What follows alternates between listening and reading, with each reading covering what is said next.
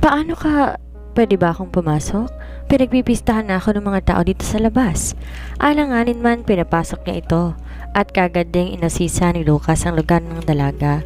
Mula sa furnitures, appliances, interior design at area ng lugar, inasisa ng binata. Maging ang kulay ng pader hindi rin nakaligtas sa mga mata ni Lucas. May study room din si Amor at hindi rin yon nakaligtas sa binata. Tiningnan niya ang bawat sulok, puro mga libro ang laman ng study room ng dalaga. Napagawi din siya sa lamesa na makita ang nag-iisang larawan ni Amor. Nakasuot ang graduation gown ko sa nagtapos ng senior high. Ang bilis ng panahon, parang kailan lang ngayon magtatapos na ulit siya sa kolehiyo. Kaagad ding lumabas ng kwarto si Lucas at bumalik sa sala. Nakatayo at tinitingnan si Amor habang papalapit ito sa kanya. Maupo ka, mahinang sabi ni Amor. Ngunit imbes maupo, inusisa pa ang kwarto, banyo at kusina ng dalaga. Anong ginagawa mo? Pumunta ka ba talaga dito para usisain ang lugar ko? Sasabihin ko sa'yo, ligtas ako dito at walang... Have you eaten? Anong kailangan mo? I'm asking you kung kumain ka na, hindi pa? Bakit? What are you doing then? Katatapos ko lang mag-study, may exam kami bukas. Is that so? Last night, what are you doing? Bakit ba kailangan kong sagutin ang bawat tanong mo? Just answer my question, Miss Contreras. What are you doing last night? Nagpahinga, natulog. Pero hindi ka kumain, tama? Hinatid ka lang dito ni Tyro na hindi ka man lang pinakain? Lumapit si Amor kay Lucas. Dinuro niyang binata na nakasalubong ang mga kilay. Nang dahil sa'yo. Hindi ko dala ang kaldero at ulam. Why are you blaming me? Shit, wala kang pakialam. Papadyak na umalis si Amor sa harapan ng binata. Kaagad din naman siyang sinundan ni Lucas at hinawakan ang braso nito. I'm sorry for everything. Aniya, tumarap na rin si Amor sa kanya. Sorry is not enough. I want to make up for the days I was away, on the days you need help, on the days that I did not protect you from bad people, and on the days that you should feel smiles and joy and not pain and longing. Sorry if I haven't been back for a long time. Now I want to make up for the times when you are unhappy. Hindi na iwasan ni Amor na maging emosyonal sa harapan ng binata. Bumagsak din ang mga luha niya at napatungong humikbi. Gustong sakta ni Amor si Lucas ngunit wala na siyang lakas para gawin yon. Ang tanging nagawa ni Amor magparaya. Hayaan ang sariling maging mahina sa taong matagal niya nang gustong makita.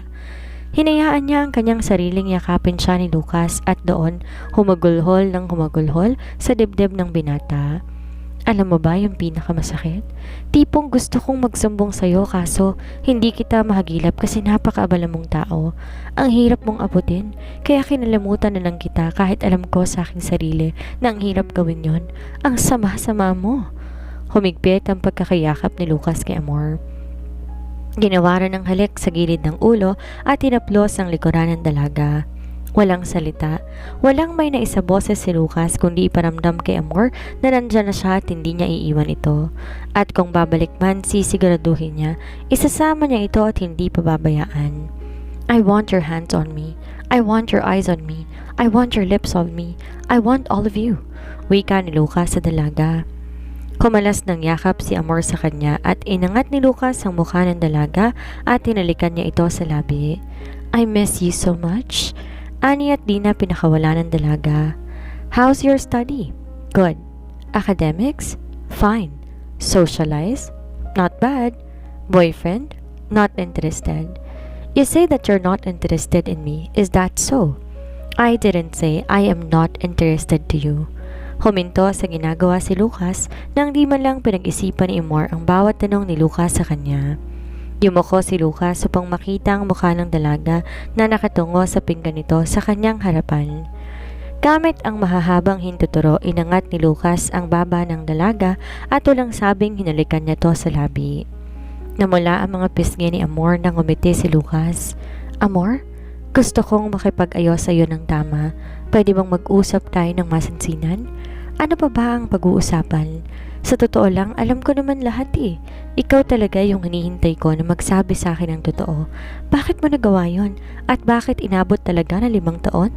At alam ko, wala kang alam tungkol sa akin. Sa mga nangyayari sa buhay ko araw-araw, dahil isa sa mga pamilya mo ayaw magsalita sa'yo. Alam nilang distraction lang ako sa iyong trabaho, so tell me, what happened to you 8 years ago? I'm willing to listen. Sunod-sunod na umiling si Amor.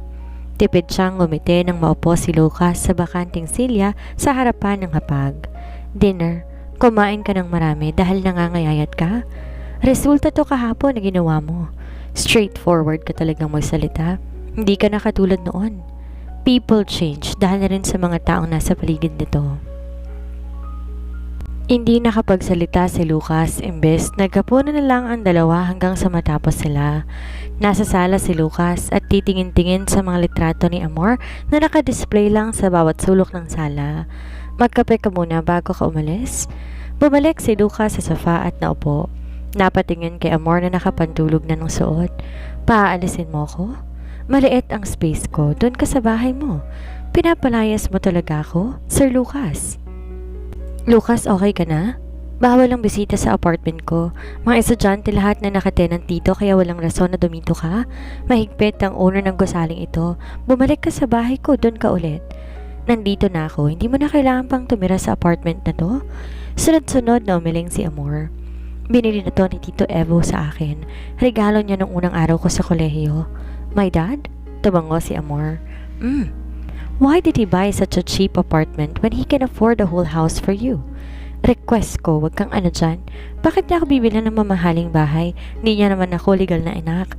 I will purchase a house and lot for you. Hindi pwede. Tumahimik ka nga dyan, Lucas. Kaya kong bumili ng galing sa sarili kong bulsa. Then work with me. As far as I remember, hindi pa tapos ang kontrata mo sa akin ng 5 taon. After graduation, mag-send ka ng resume sa akin at pagkatapos, may mga docs na i-require ko sa'yo. Hanggang ngayon, para desisyon ka pa rin sa buhay ko. Hindi pwede. Nakapromiso na ako kay Tito Evo na sa kanya ako magtatabaho after ng graduation. I'll talk to him tomorrow. I will double your salary. Ayaw mo nun? Di nakasagot ang dalaga. Napatikim siya at maya-may nagtanong, anong trabaho ko? Stay by my side. Be my assistant. Tumaas ang kilid ng dalaga nang sabihin niyo ni Lucas. Hindi mo na mag-iisip bago niya to sasabihin. Hindi magandang pumapasok sa isipan ko. Sasabihin mo assistant lang tapos may iba ka palang binabalak. Binabalak? Noon pa sana inaraw-araw na kita, edi sana 5 ng anak natin. Sinakto talaga ni Lucas ang pagkakasabi nun na umiinom ng juice ang dalaga. Nasamid dahil sa walang prenong bunganga niya. Nagpunas ng bibig si Amor. Maya-maya lumapit siya sa binata at kinuha ang braso nito sabay hila tulak patungong pintuan. Gabi na, umuwi ka na at baka hamugin ka sa daan. What? I'm not done. Nag-uusap pa tayo? Tapos na ang usapan, 9:00 na ng gabi. Umuulan, nasa malayo nakapark ang sasakyan ko. I will stay here until tomorrow. Hindi nagpatalo si Lucas. Bumalik siya sa sala at saka sumilip sa may bintana. Heavy rain. Bukas na ako uuwi. Tsaka dumulog si Lucas sa kwarto ng dalaga. Patakbong sinundan ni Amor si Lucas. Nakita niya na lang ang binata na nakasampa na sa kama niya at inamoy-amoy ang unan. Anong ginagawa mo? Hinila ni Amor ang unan na nasa mukha ng binata. Lucas! Bulyaw ni Amor. Sinikap pilahin paalis sa kama niya nang hilahin din siya ni Lucas dahilan upang pumaibabaw si Amor sa itaas ng katawan ng binata. Hindi agad nakakilos si Amor dahil mahigpit siyang ginapos ni Lucas sa mga bisig nito. I want to stay with you tonight. Bakit ba kasi gusto mong magpaumaga dito? May pasok ako bukas. Ihahatid naman kita, just please let me stay here. Tiklop na naman si Amor kay Lucas pero ang totoo, kinakabahan siya sa nangyayari. Hinayaan ni Amor na matulog si Lucas sa apartment niya ng dalaga. Sa bahay ka na ulit tumira? Wika ni Lucas. Maliit ang space na ito para sa'yo. Maraming tao at maingay. Nakaupo si Lucas sa paanan ng kama ni Amor habang pinapanood ang dalaga na inaayos ang pwesto ng kama. Hindi pwede. 28 anyos na ako at alam ng mga magulang at kapatid mo na hindi na ako babalik pa sa bahay mo. Yun na nga. Nasa tamang edad ka na at pwede ka na ulit tumira sa akin. Alam mo ba kung anong mga sinasabi mo? Patitirahin mo ako sa bahay mo at ano? Tumayo si Amor sa harapan ni Lucas. Ayokong may masabi sila sa akin. Ayokong madismaya sila dahil lang sa gusto mong bumalik ako sa pamamahay mo. Mali yun. Saka naman siya hinila ni Lucas at yumapos ang binata sa bewang ng dalaga. Alam ni Amor na wala silang relasyon ni Lucas. Hindi niya alam kung bakit pumayag siya na yakapin at halikan ng binata. Ayaw niya rin magtanong dahil natatakot siya at nahihiya. Then let's get married kung yan lang naman ang kinatatakutan mo. Humiwalay si Amor sa pagkakayakap ni Lucas sa kanya. Anong pinagsasabi mong magpakasal? Hindi pwede, Lucas. Kumunot ang noo ng binata nang hindi sumang-ayon si Amor sa gusto niya. Wala namang mayahad lang sa kanila kung tutuusin dahil wala din namang problema sa mga magulang ni Lucas. Bagaman si Amor ang may ayaw. Why? What's wrong? Hindi pwede. Basta. Anong basta? Walang rason na hindi pwede o basta. Kung ang iniisip mo o ang inaalala mo na baka may biglang susulpot sa kasalan, hindi mangyayari yan. Sunod-sunod namang umiling ang dalaga. Naupo sa tabi ni Lucas at hindi nagsalita. Kinuha ng binata ang kamay nito at hinaplos. At least you tell me, bakit hindi pwede? Napabuntong hininga si Amor at gumiti kay Lucas. Tatapusin ko lang ang pag-aaral ko. Tatango-tangong sumang-ayon si Lucas sa sinabi ng dalaga. Bagaman hindi siya kumbinsido sa rason ng dalaga, ang babaw ng dahilan. Bukas, lilipat ka na sa bahay. No buts, I will talk to them. Pero Lucas, hindi na nakapagsalita si Amor nang gawaran siya ng halik ni Lucas sa labi. Isang magaan na halik at yakap na mahigpit. Payapang natutulog si Amor habang si Lucas nakatitig lang sa dalagang mahimbing na natutulog. Nakayakap si Amor sa kanya kaya hindi siya po pwedeng gumawa ng ingay. Inaplos ng binata ang pisngi ni Amor. It's been 8 years. Malaki ang pinagbago mo, Amor. Marami ka nang tinatago ngayon na hindi ko po pwedeng malaman. I smell something fishy at sana hindi ako nagkakamali sa inaakala ko. Ngunit kahit ano pa yan, malalaman ko pa rin yan sa bandang huli.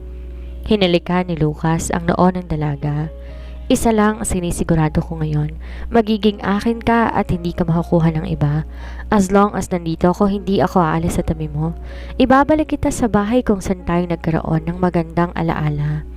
Alam ni Lucas na hindi maganda ang ipagdamot ang di naman sa kanya. Ngunit alam din niya sa kanyang sarili na pagmamayari niya si Amor simula nung una niya tong makita at makilala. I will hold you like it's the end and love you like it's the beginning. Hindi nakapagpigil si Lucas. Ang mahimbing na tulog ng dalaga ay pinutol ni Lucas. Dahan-dahan na gumagapang ang bawat halik ni Lucas sa leeg ng dalaga, dahilan para magising ito. Lucas? Hindi nakapagsalita si Amor nang sumenya si Lucas na huwag maingay. Napaliyad na lang ang dalaga nang maramdaman ang kanang kamay ni Lucas sa pribado niya. Lucas, sandali. Sinakop ni Lucas ang mga labi ni Amor dahil gusto ng dalaga na pigilan si Lucas sa ginagawa nito sa kanya. How was your day? Balita ko nagkaayos na kayo ni Lucas. Okay ka na ba? Uminto si Amor sa kanyang ginagawa at naupo sa bakanting sofa. Nasa opisina siya ngayon ni Judge Montenegro, tinatapos ang ilang oras ng kanyang on-the-job training. Isang linggo bago ang pagtatapos ito sa kolehiyo at sa kursong kinuha, Law. Tito, pwede po ba ako magtanong? Are you sure about my son? Inunahan na siya ng Ginoo. Hindi inaasahan ni Amor na itatanong yon ng Ginoo sa kanya. Po, ano po ang ibig ninyong sabihin, Tito? Huminga na malalim si Alfredo at dahan-dahan niya yung ibinuga ang hangin sa kawalan. Sumandig siya sa uluhan ng upuan at tinitigan ang reaksyon ng dalaga. You like him, don't you? I like him. Paano ko ba masasabi na gusto ko siya? Nagkibit ng balikat ang Ginoo at tumayo. Nilapitan si Amor, kinabig ang balikat. You can still answer your questions. When you're sure, then tell me. I will give you advice. Let's go home. Hindi kagad nakasagot si Amor. Maya-maya hinabol si Alfredo at nakisabay ng lakad sa Ginoo. Inoferan niya po ako na magtrabaho sa kanya. Pero hindi ho ako pumayag kasi, take it. It's your chance para hindi na kayo magkahiwalay, Miss Contreras. I am not against you two. Tiningnan lang siya ng Ginoo at ngumiti sabay iling. Nakisakay si Amor sa sasakyan ni Alfredo dahil sa mansunde ng punta ng dalaga dahil kinukulit siya ng ginang na doon maghapunan. Kompleto na naman sila at sa pagkakataong yon nandyan si Andrea. Pagdating ng dalawa sa mansyon, nakasunod sa likuran ni Alfredo ang dalagang si Amor. Sinalubong na Celeste ang asawa at nakangiti naman si Amor nang biglang lumitaw si Lucas sa likuran ng kanyang ina. Nawala ang ngiti ng dalawa dahil sa kabang nararamdaman nang lapitan siya ng binata. Bakit ka nandito? Ang ibig kong sabihin, wala ang sasakyan mo pero nandito ka? Akma sanang yayakapin ng binata si Amor nang umilag ito. Kumaripas ng takbo patungo sa ginang at saka yumakap. Magandang gabi po, Tita Celeste. Kamusta po kayo? Napangiti ang ginang sa ginawa ng dalaga. Magandang gabi, Ina. Mabutit na isipan mong dumaan dito. Pasensya na po, abala lang po talaga ako ngayon at ngayon lang ako nagkaroon ng bakante. Even when I text you, you don't reply. Singit ni Lucas. Busy nga, saad ni Amor. Amor, saglit lang. Dad, Mom, mauna na po kayo sa loob. May pag-uusapan lamang kami ni Amor. Kumunot ang noo ng dalaga. Wala siyang may naaalalang pag-uusapan nila. Niyaya na ng Ginoo ang asawa nito na pumasok na naman sa loob. Naiwan naman sina Amor at Lucas sa labas dahil may pag-uusapan daw ang dalawa. Bakit? Angil ni Amor. Nakapag-desisyon ka na ba? Desisyon saan? Sa bahay ka na ulit. Bakit ka naman gagawin yon? Hindi nga pwede, Lucas. Napabuntong hininga ang binata at malamlam na tinitigan sa mga mata ang dalaga. Napabuga rin ng hangin sa kawalan si Amor at saka nauna nang pumasok sa loob. Kung di mo kayang sabihin, ako ang magsasabi. Bahala ka sa buhay mo. Tuluyan nang nakalayo si Amor. Napatungo si Lucas sa kanyang kinatatayuan habang nilalaro ng kanyang sapatos ang maliliit na bato doon. Malalim ang buntong hininga at napapatingin sa may pintuan. Pumasok siya at maya-maya hinarangan siya nito ni Andrea na may hawak na wine glass. Inabot sa kanya ang isang wine glass na hawak nito at nakipagkamay ito sa kapatid. Nasa bandang gilid ng sila ng sala habang abalang lahat sa paghanda ng hapunan. Napuna ni Andrea na tila ba kanina pa nakatingin si Lucas sa dalagang si Amor. I hate her, but I did not say that I don't like her, you know? Napakabait niyang babae. Wala naman siyang ginagawang masama sa akin pero galit ako sa kanya. Pero gusto ko siya. Direktang sabi ni Andrea kay Lucas. I like her, saad naman ni Lucas. But I cannot tell her that I really like her. Tsaka nilagok ang alak. Mahinang natawa si Andrea sa kanya dahil sa buong buhay nito ngayon niya lang nakita si Lucas na naduwag. Gusto din naman kita, pero bakit di mo ko kayang gustuhin? Simulat sa pool, kapatid ang turing ko sa'yo, wala nang masihigit pa dyan. Ang harsh mo talaga sa akin magsalita. Mabuti nga't nasikmura mo ang mga sinasabi ko sa'yo Dahil kuya kita. Simula pa noon na nakilala kita, ang sakit mo nang magsalita sa akin na immune na. Hindi pa nagsasalita si Lucas, bagkos nakuha ulit ni Amor ang atensyon niya. Dumulog si Andrea sa kinaroroonan ni Amor. Binalingan pa ng dalaga ang nakatatandang kapatid nang kausapin ni Andrea si Amor. Salubong ang mga kilay ni Lucas nang itian siya ni Andrea nang nakakaasar. Alam ni Lucas na may gawaing hindi mabuti ang kapatid kay Amor. Natawa lang si Andrea. Kahit papaano, nagkakasundo pa rin ang dalawa kahit minsan ay sugatan ang mga ito at nagtatapon ng masasamang salita. Hindi naging boring ang gabi sa mansyon ng Montenegro dahil kay Andrea. Maganda ang dalaga. Masayang pinagsaluhan ng hapunan, kumpletong tao sa bawat silya doon. Miss Contreras, balita ko gagraduate ka na next week. Anong plano mo pagkatapos? Si Andrea na ang una nagsalita. Magtatrabaho. Really? That's great. Pero balita ko ulit magpapakalayo ka na, tama? Umaandar na naman ang pagkamaldita at direktang salita ni Andrea. Wala talagang may kinatatakutan ng babae.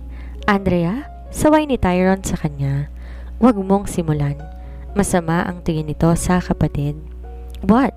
Masyado bang straightforward ang pagkakasabi ko? Totoo naman, hindi ba, Miss Contreras? Andrea, that's enough. Don't ruin our family dinner. Salita din Lucas sa kanya. Okay, pero sa totoo lang, kung balak mong magpakalayo-layo, huwag ka nang babalik, okay? Nangaasar at namimiko na wika ni Andrea, saka nagpatuloy sa pagkain. Hindi man lang nakapagpigil kahit nasa hapag din ang ama at ina nila. Nakibit balikat na lamang si Andrea na para bang walang may nangyari. Basta para sa kanya, nagtatanong lamang naman. Actually, oo. Tama ka, Ma'am Andrea. Biglang nagsalita si Amor sa kalagitnaan ng katahimikan. I told this to Tito Alfredo before. Within 8 years, I realized I needed to stand on my own feet as well. I admit that for 8 years they were there to support me in my studies until the very last day of my college graduation. Although I have been through some things, they were there to guide me and support me every time I stumbled. Maraming salamat sa pagtayo niyo sa akin bilang mga magulang ko. Kuya Tyron as well, thank you. Saglit na binalingan ni Amor ang binatang si Lucas. Tipid ngumiti, ngunit hindi naman nagawang ngumiti pabalik ni Lucas sa kanya. Natapos ang hapunan, tamang kwentuhan at maya-maya, nagpaalam na si Amor na umuwi ng apartment nito.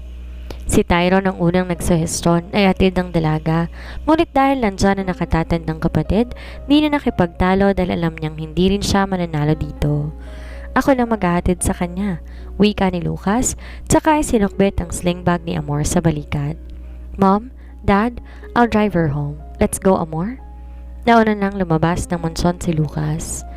Sinundan naman to ni Amor at pagkapasok ng dalawa sa loob ng sasakyan, hindi napigilan ni Lucas magsalita. Lalayo ka? Bakit? Para saan? Ano ang dahilan, Amor? Dahil sa akin? Akala ko ba nagkalinuwan na tayo? Akala ko lang pala. Lucas, what? Akala ko ba okay na tayo? Bakit may ganun pa? Patapusin mo nga muna ako magsalita. Aalis ako, magpapakalayo, pero hindi ibig sabihin nun lalayuan kita. Oo, abinado ako nung una ayaw na kitang makita at makausap, pero nagbagong lahat dahil gusto mong makaganti sa akin sa pag-iwan ko sa'yo, ganun ba? Hindi. Lucas, ano ba? Hindi mo ako naiintindihan eh. Pwes ngayon ipaintindi mo sa akin dahil sinusubukan kong intindihan ang lahat. Napapikit ng mga mata si Amor nang maramdaman ang matinding tensyon sa pagitan nilang dalawa. Sunod-sunod na umiling ang dalaga. Never mind, pakihatid na lang ako sa apartment. No, hindi ka uuwi sa apartment mo. Kung plano mo lang lumayo sa buhay ko na ikaw iuwi, hindi mo ako pwedeng iwan at layuan at takbuhan, Amor. Hindi mangyayari yung gusto mo. Sa bahay ko ikaw uuwi at kung pwede lang na ikulong kita doon, gagawin ko. Lucas, nahihibang ka na ba? Hindi nagsalita si Lucas nang pinandar ang makina ng sasakyan at pinatakbo ito. I promise not to leave you again. Matiim ang bagang ni Lucas. Ikaw pala ang may balak na layuan ako ngayon. Angin lang binata kay Amor. Lucas, please, calm down. Madidisgrasya tayo sa ginagawa mo. Dahan-dahan sa pagmamaneho. Kinabig ni Amor ang balikat ni Jesus. Maya-maya lamang, kumalma ang binata at pinara ang sasakyan sa gilid ng daan. Napahinga ng malalim si Lucas. Tinungo sa manibela. Mahigpit ang pagkakahawak sa manibela at sinikap na ikalma ang sarili. All I wanted is you. If you run away from me, I won't hesitate to lock you in my house. I just want you to know how much I adore you. Aniya gamit ang malalim na boses.